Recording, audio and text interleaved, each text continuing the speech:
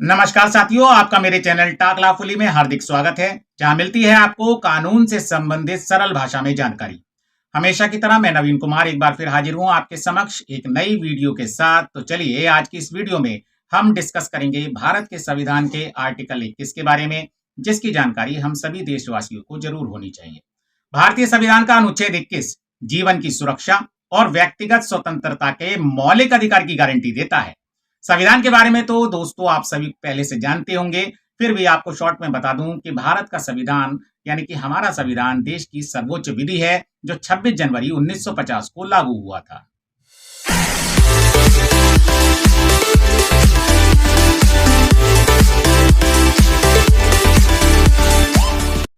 पूरे संविधान में अगर कोई एक ऐसा आर्टिकल है जिसकी सबसे ज्यादा बार व्याख्या की गई है, तो वो है हमारे संविधान का आर्टिकल 21। क्योंकि एक संविधान को सदियों तक सरवाइव करना होता है, बदलते समय के साथ साथ समाज की सोच भी बदलती जाती है। इसलिए हम सभी ने आर्टिकल 21 का अर्थ और व्याख्या बदलते समय के साथ साथ इंटरप्रेट की है। जीवन से लेकर मरण तक रोटी कपड़ा मकान के साथ साथ भी जीवन की और अन्य भी आवश्यकताएं होती हैं, जैसे जीने की आजादी, कमाने की आजादी, कहीं भी घूमने फिरने की आजादी, कहीं भी निवास करने की आजादी, वैध व्यापार या व्यवसाय को चुनने और करने की आजादी, प्रदूषण मुक्त वातावरण जैसी सारी चीजें डिस्कस की गई हैं आर्टिकल 21 में। आर्टिकल 21 जो कि नागरिकों और गैर नागरिकों दोनों के लिए है और कहता है no one shall be deprived of life and personal liberty except according to procedure established by law. यानी कि मतलब इसका यह होता है कि कानून द्वारा स्थापित प्रक्रिया के अलावा किसी को भी जीवन और व्यक्तिगत स्वतंत्रता से वंचित नहीं किया जाएगा। इस बात में मुख्यतः 3 बातों पर जोर दिया गया है। पहला जीवन, व्यक्तिगत स्वतंत्रता और विधि द्वारा स्थापित प्रक्रिया। माय डियर फ्रेंड्स, अगर आपने इन 3 बातों को समझ लिया तो ये जानिए कि आपने आर्टिकल 21 की आत्मा को समझ लिया, आपने आर्टिकल 21 को अच्छे से समझ लिया।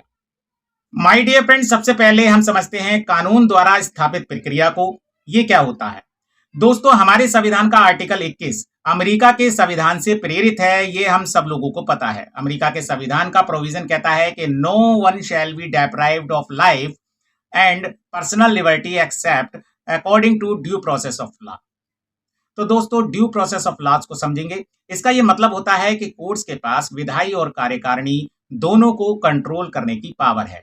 यानी कि कोर्ट्स के पास पावर है कि वो सब्सटेंटिव लॉज मतलब कानून क्या होने चाहिए उस पर भी सवाल उठा सकता है। साथ ही साथ प्रोसीजरल लॉ यानी कि सब्सटेंटिव लॉज कैसे लागू होंगे, कैसे अनुपालन होंगे, कैसे इंप्लीमेंट होंगे, उस पर भी सवाल उठा सकता है। तो जिन भी कंट्रीज में ड्यू प्रोसेस ऑफ लॉज का प्रोविजन होता है, वहां कोर्ट्स को ये पावर होता है कि वे अपने लेजिस्लेचर से ये सवाल पूछ सके, पहला कि क्या आपके पास ये कानून बनाने की पावर है, दूसरा क्या आपने इन कानून को बनाने में नेचुरल जस्टिस का अनुपालन किया है अथवा नहीं।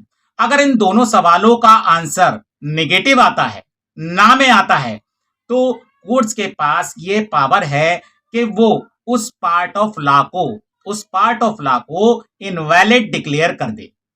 इसीलिए डॉक्टर भीमराव अंबेडकर ये कहते थे कि भारत के संविधान के आर्टिकल में due process of law use किया जाए। लेकिन सर अलादी कृष्णा स्वामी अय्यर ने यह कहा आगे चलकर कि जब भी हमें भविष्य में सोशल लेजिस्लेचर बनाने पड़ेंगे तो हमें इसे लागू करने में दिक्कत क्रिएट होगी, प्रॉब्लम क्रिएट होगी। इसलिए हमने procedure established by law use किया, यानी कि विधि द्वारा स्थापित प्रक्रिया को भारत के संविधान में एक्सेप्ट किया गया, अपनाया गया। मेरे प्यारे दोस्तों, माय डियर फ्रेंड्स, हमें 1978 में सिर्फ आर्बिट्रेरी एग्जीक्यूटिव एक्शन से प्रोटेक्शन मिली थी। यानी कि वो सारे आर्बिट्रेरी एग्जीक्यूटिव एक्शंस जो जस्ट, फेयर और रीजनेबल नहीं थे, हम सिर्फ उन्हीं को चैलेंज कर पाते थे।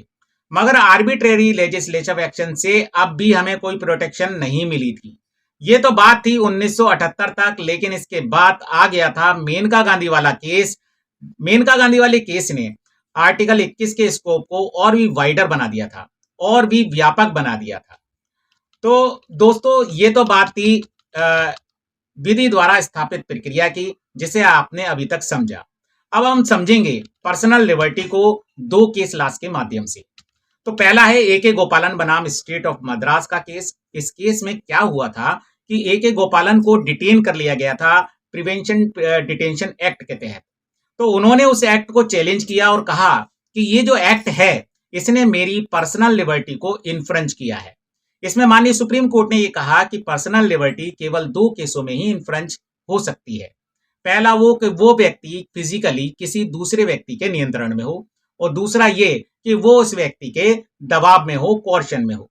अगर ये दोनों बातें नहीं है तो आपकी पर्सनल लिबर्टी इन्फ्रिंज नहीं हो रही। तो ये एक संकीर्ण इंटरप्रिटेशन था माननीय सुप्रीम कोर्ट का ए.के. गोपालन बनाम स्टेट ऑफ मद्रास में। दूसरा महत्वपूर्ण केस लॉज है इसके संबंध में मेनका गांधी बनाम यूनियन ऑफ इंडिया का केस।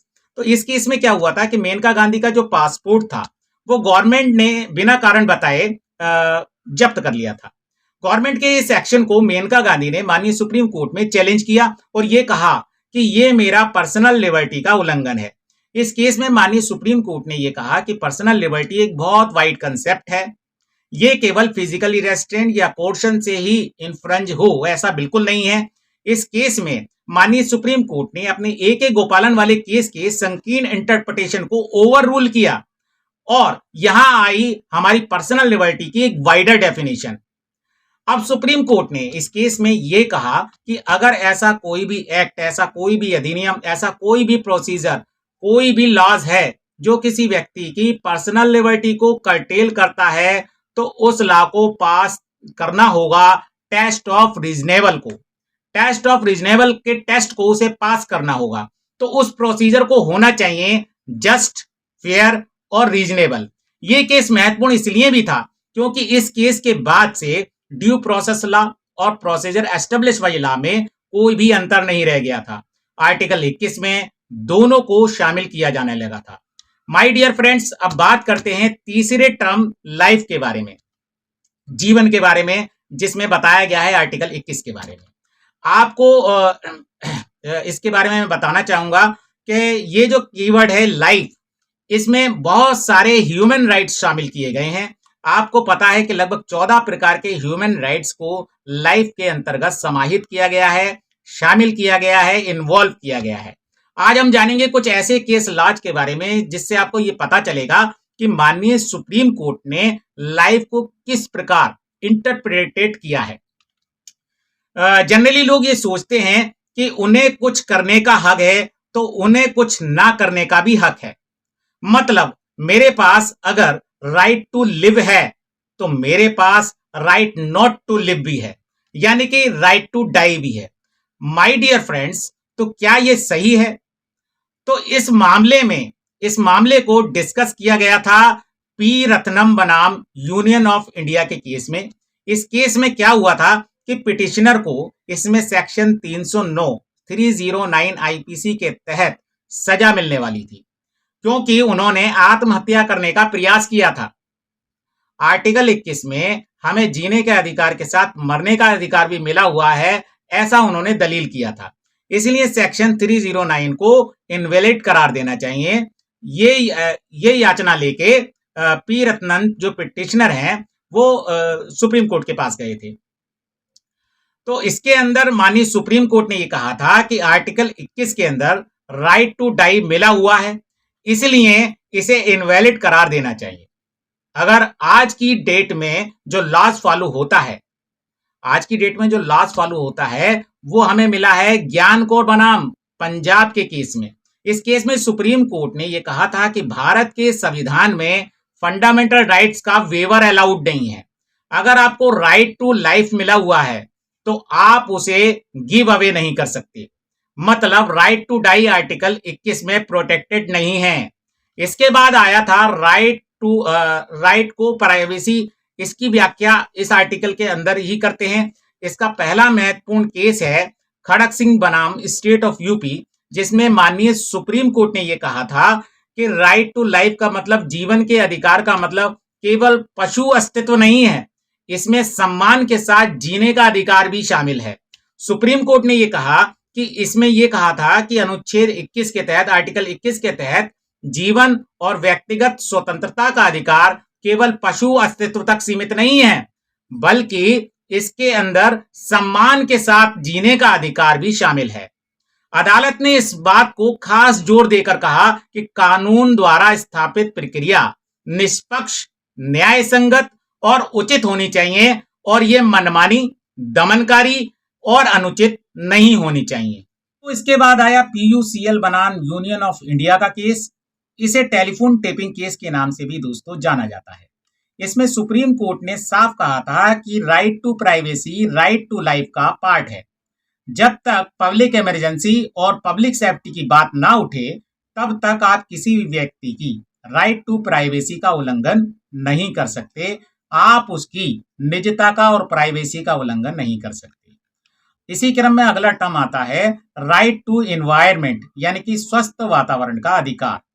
आर्टिकल 21 की व्याख्या दोस्तों और इसका दायरा सर्वोच्च न्यायालय के विभिन्न ऐतिहासिक फैसलों, विभिन्न ऐतिहासिक निर्णयों के माध्यम से विकसित हुआ है। इसमें यातना और हिरासत में हिंसा के खिलाफ सुरक्षा और स्वस्थ वातावरण के अधिकार को शामिल करते हुए इसके दायरे को विस्तार दिया गया है। ये भी ध्यान रखना जरूरी है कि सार्वजनिक व्यवस्था, राष्ट्रीय सुरक्षा, सार्वजनिक स्वास्थ्य और नैतिकता के हित में आर्टिकल 21 के तहत अधिकारों पर उचित प्रतिबंध भी लगाए जा सकते हैं। हालांकि ऐसे प्रतिबंध निष्पक्ष और तर्कसंगतता के सिद्धांतों के अनुसार होने चाहिए।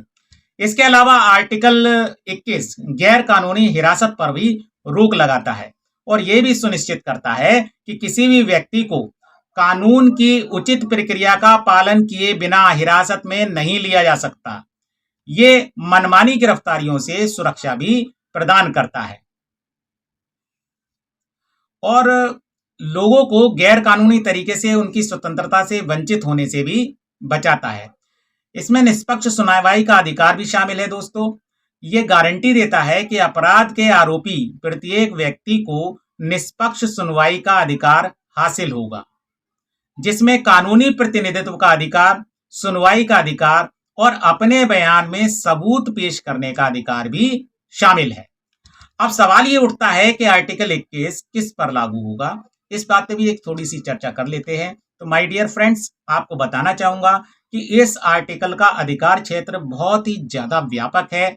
ये नियम उन सभी पर लागू होता है जो भारत के मूल निवासी हैं और जिनके पास भारत की नागरिकता जिन्हें मिली हुई है, जिनके पास भारत की नागरिकता है। इसमें किसी भी व्यक्ति के लिए कोई रोक टोक नहीं है। दूसरा सवाल है कि आर्टिकल 21 के मामलों में वकील की जरूरत क्यों पड़ती है। तो माय डियर फ्रेंड्स, भारतीय संविधान का आर्टिकल 21 मौलिक अधिकार का एक हिस्सा है, जिसमें कहा गया है कि भारत में कानून द्वारा स्थापित प्रक्रिया के अलावा कोई भी व्यक्ति किसी अन्य व्यक्ति को उसके जीवित रहने के अधिकार और उसकी निजी स्वतंत्रता से उसे वंचित नहीं कर सकता। यदि कोई व्यक्ति ऐसा करता है तो पीड़ित व्यक्ति को आर्टिकल 32 के तहत सीधे सुप्रीम कोर्ट जाने का अधिकार प्राप्त है। ये सर्वोच्च न्यायालय के वकील के माध्यम से अपनी याचिका दायर कर सकता है। इसी कारण एक वकील ही एकमात्र ऐसा व्यक्ति होता है जो पीड़ित व्यक्ति को सही रास्ता दिखाने में लाभकारी सिद्ध हो सकता है, क्योंकि एक वकील को ही कानून व उसकी प्रक्रिया व संविधान की जानकारी होती है। लेकिन इसके लिए आपको ये भी ध्यान रखना चाहिए कि जिस वकील को आप अपने मामले के सुलझाने के लिए नियुक्त कर रहे हैं, चुन रहे हैं, इसका भी दायित्व आपके ऊपर है। ये वो व्यक्ति वह अपने क्षेत्र में, जो इस वकील को आप नियुक्त कर रहे हैं, वह अपने क्षेत्र में निपुण वकील होना चाहिए और उसे कानून और संविधान से संबंधित आर्टिकल 21 के मामलों से निपटने का उचित अनुभव भी होना चाहिए, जिससे आपके केस में जीतने के अवसर और भी अधिक बढ़ सकते हैं। दोस्तों, तो आर्टिकल 21 के बारे में आज की मेरी वीडियो आपको कैसी लगी, कमेंट बॉक्स में जरूर बताइएगा।